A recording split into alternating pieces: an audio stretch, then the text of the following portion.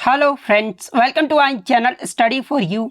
सो guys, जैसा कि आज जो आपका एसएससी एमटीएस का 2 मई के सेकंड शिफ्ट का एग्ज़ाम हो गया है दोस्तों, जिसका जो है मैं आपको बिल्कुल 100% एक्यूरेट आंसर के साथ जो है इस वीडियो में बताऊंगा।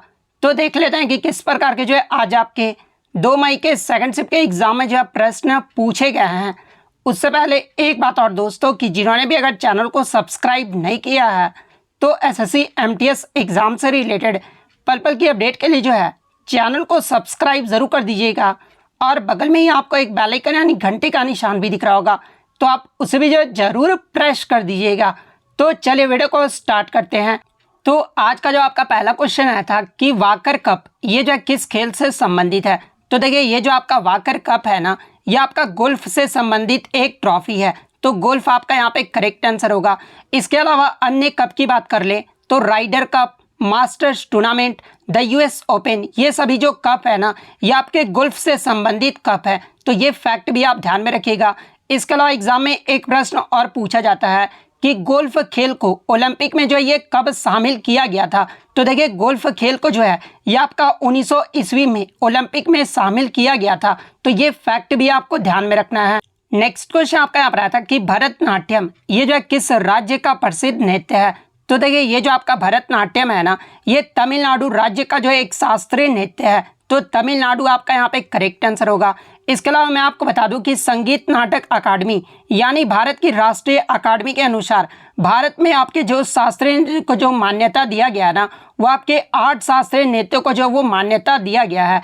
इसके अलावा मैं आपको बता दूं कि संस्कृति मंत्रालय के द्वारा ये जो आपका छऊ नृत्य है ना, इसे भी जो है आपका शास्त्रीय नृत्य का जो वो दर्जा दिया गया है। तो अगर एग्जाम में पूछा जाए कि संस्कृति मंत्रालय के द्वारा कितने शास्त्रीय नृत्यों को जो है दर्जा दिया गया है, तो देखिए संस्कृति मंत्रालय के द्वारा टोटल आपके 9 शास्त्रीय नृत्यों को जो है वो दर्जा दिया गया है। और अगर एग्जाम में पूछा जाए कि संगीत नाटक अकादमी के अनुसार कितने शास्त्रीय नृत्यों को जो मान्यता दिया गया है, तो देखिए संगीत नाटक अकादमी के अनुसार टोटल आपके 8 शास्त्रीय नृत्यों को जो है वो दर्जा दिया गया है। और वो 8 शास्त्रीय नृत्य कौन कौन से हैं? तो पहला आपका भरतनाट्यम है जो कि आपका तमिलनाडु राज्य का है। सेकंड आपका कथक है जो कि आपका उत्तर पश्चिम और मध्य भारत यानी उत्तर प्रदेश राज्य का जो है एक शास्त्रीय नृत्य है। कथकली जो है ये आपका केरल का है। कुचिपुड़ी जो है ये आपका आंध्र प्रदेश राज्य का शास्त्रीय नृत्य है। ओडिसी जो है ये आपका उड़ीसा का है। मणिपुरी की बात कर ले तो ये आपका मणिपुर का है। मोहिनीअट्टम जो है ये आपका केरल राज्य का एक शास्त्रीय नृत्य है। और ये जो आपका सत्रिया नृत्य है ये असम राज्य का एक शास्त्रीय नृत्य है। तो ये सारे फैक्ट जो आपको ध्यान में रखना है। नेक्स्ट क्वेश्चन आपका यहाँ पर आता कि इनमें से कौन सी पुस्तक जो है डॉक्टर एपीजे अब्दुल कलाम की आत्मकथा यानी ऑटोबायोग्राफी है। तो देखिए, ये जो आपका विंग्स ऑफ फायर जो पुस्तक है ना, जिसे 1999 में जो है प्रकाशित किया गया था, और ये जो आपका विंग्स ऑफ फायर पुस्तक है ये आपका डॉक्टर एपीजे अब्दुल कलाम की जो है ऑटोबायोग्राफी है। तो विंग्स ऑफ फायर आपका यहाँ पे करेक्ट आंसर होगा। इसके अलावा बात कर ले डॉक्टर एपीजे अब्दुल कलाम के बारे में, तो इन्हें जो है भारत का मिसाइल मैन भी जो है वो आपका कहा जाता है। और ये जो आपके डॉक्टर एपीजे अब्दुल कलाम थे ये गणतंत्र भारत के 11वें राष्ट्रपति बने थे। और ये कब बने थे? तो ये आपके 2002 में जो है भारत के जो वो राष्ट्रपति बने थे। इसके अलावा अगर इनके पुरस्कार की बात कर ले तो इन्हें जो है 1981 में पद्म भूषण और 1990 में जो है पद्म विभूषण से जो वो सम्मानित किया गया था।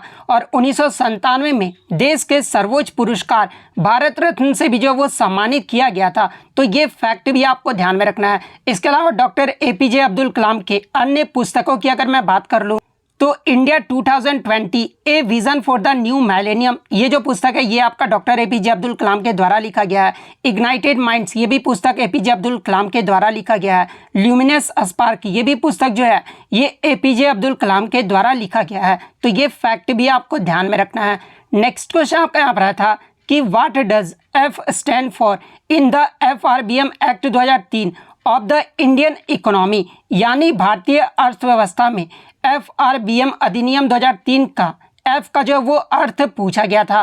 तो देखिए, भारतीय अर्थव्यवस्था में FRBM एक्ट का जो फुल फॉर्म होता है ना, ये आपका physical responsibility and budget management act होता है।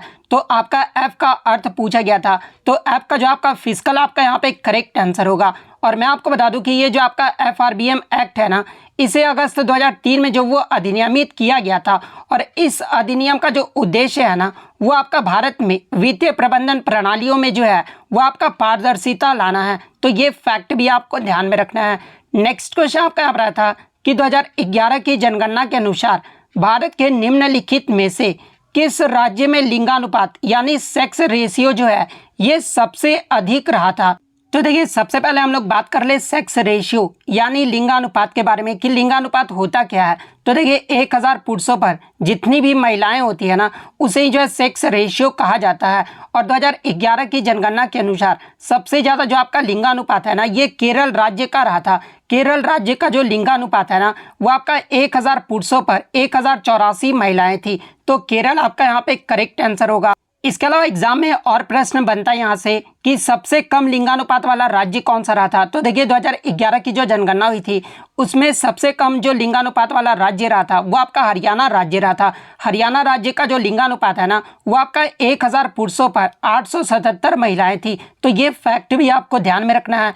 अगर केंद्र शासित प्रदेश के बारे में पूछा जाए तो देखिए, सबसे अधिक लिंगानुपात वाला जो केंद्र शासित प्रदेश रहा था ना, ये आपका पुडुचेरी रहा था। पुडुचेरी का जो लिंगानुपात है वो आपका 1000 पुरुषों पर 1038 महिलाएं थी। तो ये फैक्ट भी आपको ध्यान में रखना है। अगर ओवरऑल बात कर ले यानी राज्य और आपका केंद्र शासित प्रदेश में सबसे कम लिंगानुपात वाला केंद्र कौन रहा था, तो ये आपका दमन और दीव रहा था। दमन और दीव का जो लिंगानुपात है ना, वो आपका 1000 पुरुषों पर 618 महिलाएं थी। तो ये फैक्ट भी आप ध्यान में रखिएगा। इसके अलावा बात कर ले अगर भारत की जनगणना के बारे में यानी भारत के लिंगानुपात के बारे में, तो देखिए 2011 की जनगणना में भारत का जो लिंगानुपात है ना, वो आपका 943 रहा था। तो ये फैक्ट भी आप ध्यान में रखिएगा। इसके अलावा भारत का जो पहला जनगणना हुआ था ना, ये आपका 1872 में लॉर्ड मेयो के कार्यकाल में जो है ये आयोजित किया गया था। वहीं अगर पहली आधिकारिक जनगणना के बारे में पूछा जाए तो देखिए, पहला जो आधिकारिक जनगणना है ना, ये आपका 1881 में लॉर्ड रिपन के द्वारा जो है ये आपका शुरू किया गया था। और जो आपका 2011 की जो जनगणना हुआ था ना, ये आपका जो है भारत का 15वां जनगणना था। तो ये फैक्ट भी आपको ध्यान में रखना है। और 2011 की जनगणना का नारा क्या रहा था, तो देखिए 2011 की जनगणना का जो नारा रहा था ना, वो हमारी जनगणना हमारा भविष्य रहा था। तो ये फैक्ट भी आप ध्यान में रखिएगा। इसके अलावा एग्जाम में पूछा जाता है कि 2011 की जनगणना में जनगणना आयुक्त कौन थे, तो ये आपके CM चंद्रमौली थे।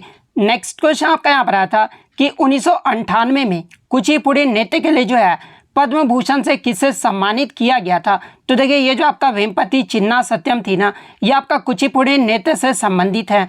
और ये जो आपके 1998 में इन्हें जो कुचिपुड़ी नृत्य के लिए जो है पद्म भूषण पुरस्कार से सम्मानित किया गया था। तो वेम्पति चिन्ना सत्यम आपका यहाँ पे करेक्ट आंसर होगा। नेक्स्ट क्वेश्चन आपका यहाँ पर आता है कि भारत का क्षेत्रफल विश्व के क्षेत्रफल का जो है ये कितना प्रतिशत है। तो देखिए, भारत का जो क्षेत्रफल है ना, ये विश्व के क्षेत्रफल का 2.4% है। तो 2.4% आपका यहाँ पे करेक्ट आंसर होगा। इसके अलावा मैं आपको बता दूं कि क्षेत्रफल की दृष्टि से विश्व में भारत जो है ये आपका 7वां सबसे बड़ा देश है। अगर सबसे बड़ा देश अगर पूछा जाए कौन है, तो ये आपका रूस है, सेकंड पे आपका कनाडा है, थर्ड पे आपका अमेरिका है, फोर्थ पे आपका चीन है, फिफ्थ पे आपका ब्राज़ील और सिक्स पे आपका ऑस्ट्रेलिया और 7वां जो है सबसे बड़ा जो देश है वो हमारा भारत देश है। तो ये फैक्ट भी आपको ध्यान में रखना है। इसके अलावा मैं आपको बता दूं कि आबादी के अनुसार भारत जो है चीन को हाल ही में छोड़कर जो है ये पहले स्थान पे आ गया है। तो आबादी में अगर पूछा जाए तो पहला स्थान आपका यहाँ पे करेक्ट आंसर होगा। नेक्स्ट क्वेश्चन आपका यहाँ पर आता है कि 2011 की जनगणना के अनुसार दिल्ली का जो लिटरेसी रेट यानी साक्षरता दर पूछा गया था। तो देखिए, 2011 की जनगणना में दिल्ली का जो लिटरेसी रेट रहा था ना, वो आपका 86.21% रहा था। तो 86.21% आपका यहाँ पे करेक्ट आंसर होगा। और अगर बात कर ले पुरुष साक्षरता दर कितना रहा था दिल्ली का, तो ये आपका 90.94% रहा था। और महिला साक्षरता दर जो है वो आपका 80.76% रहा था। इसके अलावा बात कर ले भारत का साक्षरता दर कितना रहा था, तो देखिए 2011 की जनगणना में भारत का जो साक्षरता दर है ना, ये आपका 74.04% रहा था। जहां पर पुरुषों के साक्षरता दर की बात कर ले तो ये आपका 82.14% रहा था। और महिला का जो साक्षरता दर है वो आपका 65.46% रहा था। तो ये फैक्ट भी आपको ध्यान में रखना है। इसके अलावा बात कर ले सबसे अधिक साक्षरता दर वाला राज्य अगर पूछा जाए तो देखिए सबसे अधिक जो साक्षरता दर वाला राज्य रहा था यह आपका केरल राज्य रहा था, और सबसे कम साक्षरता दर वाला जो राज्य है यह आपका बिहार राज्य रहा था। तो ये फैक्ट भी आप ध्यान में रखिएगा। नेक्स्ट क्वेश्चन आपका यहाँ पर आता है कि भारतीय संविधान का अनुच्छेद 17 ये जो है किससे संबंधित है? तो देखिए अस्पृश्यता का उन्मूलन यानी एवोल्यूशन ऑफ अनटचेबिलिटी यानी अस्पृश्यता का अंत, ये जो आपका अनुच्छेद 17 से संबंधित है। तो अस्पृश्यता का उन्मूलन आपका करेक्ट आंसर होगा। इसके अलावा मैं आपको बता दूं कि भारतीय संविधान में समानता का जो अधिकार है ना यह आपका अनुच्छेद 14 से 18 तक है, और अनुच्छेद 14 में आपका क्या है? तो देखिए कानून के समझ समानता, ये जो आपका अनुच्छेद 14 में बताया गया है, धर्म, मूल वंश, जाति, लिंग या जन्म स्थान के आधार पर भेदभाव का जो निषेध है ना यह आपका अनुच्छेद 15 में किया गया है। नागरिक रोजगार के मामलों में अवसर की समानता प्रदान करना, ये जो आपका अनुच्छेद 16 में किया गया है। इसके अलावा उपाधियों का उन्मूलन, ये जो आपका अनुच्छेद 18 में किया गया है। तो ये सारे फैक्ट जो आपको ध्यान में रखना है। इसके अलावा अन्य इंपॉर्टेंट अनुच्छेद की बात कर ले तो देखिए अपराधों के लिए दोष सिद्धि के संबंध में संरक्षण, ये जो आपका अनुच्छेद 20 में किया गया है। जीवन और व्यक्तिगत स्वतंत्रता की सुरक्षा, ये जो आपका अनुच्छेद 21 में किया गया है। इसके अलावा कुछ मामलों में गिरफ्तारी और नजरबंदी के खिलाफ संरक्षण, ये जो आपका अनुच्छेद 22 में किया गया है। तो ये सारे अनुच्छेद जो आपको ध्यान में रखना है। नेक्स्ट क्वेश्चन आपका यहाँ पर आया था कि स्वराज पार्टी के जो है संस्थापक कौन थे? देखिए कुछ बच्चों ने बताया कि आपका जो है अध्यक्ष पूछा गया था, और कुछ बच्चों ने बताया कि संस्थापक पूछा गया था।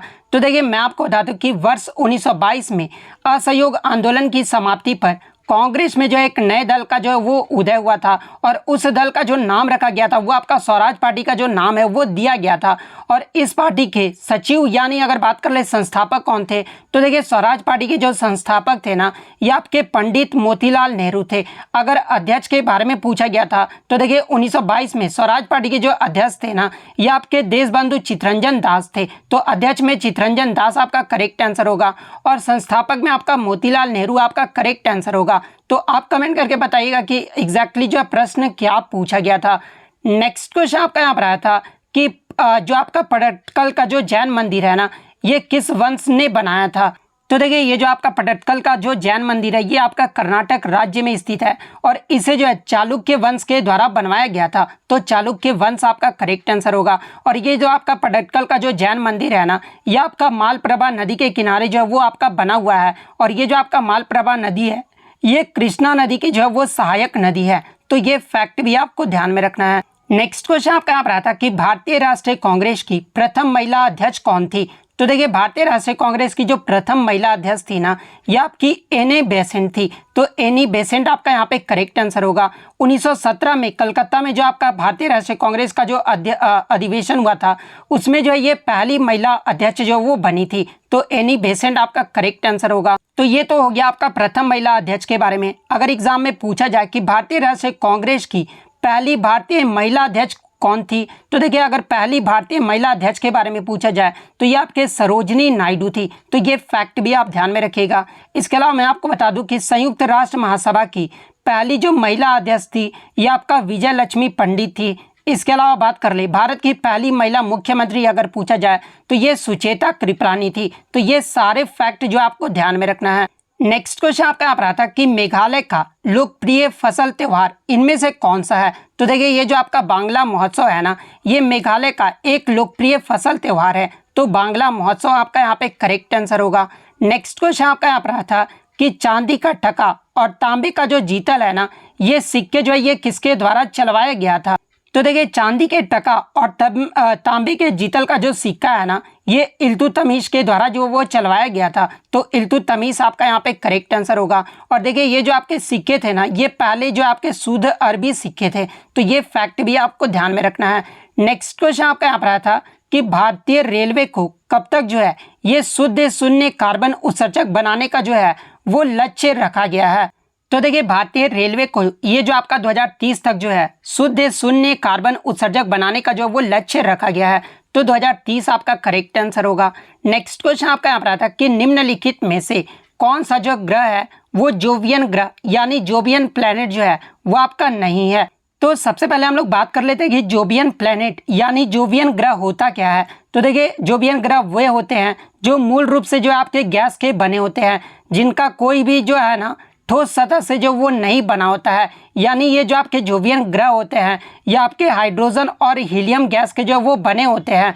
और ये जो आपके जोवियन ग्रह होते हैं ये आकार में जो वो बड़े होते हैं। और हमारे में जो है 4 जोवियन ग्रह हैं, और वो 4 जोवियन ग्रह कौन कौन से हैं? तो जुपिटर, सैटर्न, यूरेनस और नेपच्यून, यानी बृहस्पति, अरुण, शनि और वरुण, ये सभी जो ग्रह हैं ना ये आपके जोवियन ग्रह हैं। तो इनमें से आपका 3 तो ऑप्शन में दिया गया था, इसके अलावा जो चौथा ऑप्शन में था ना वो आपका करेक्ट आंसर होगा।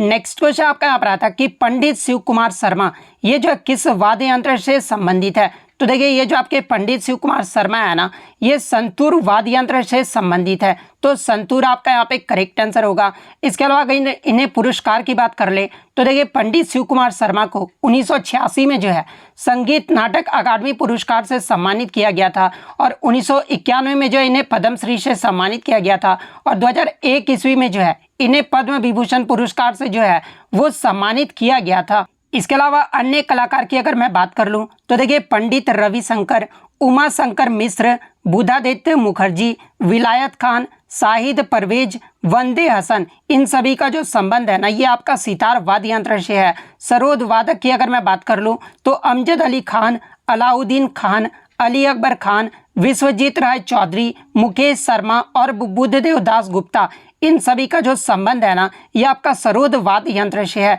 संतूर वाद्य यंत्र की बात कर ले तो भजन सोपारी और शिव कुमार शर्मा, इन सभी का जो संबंध है ये संतूर वाद्य यंत्र से है।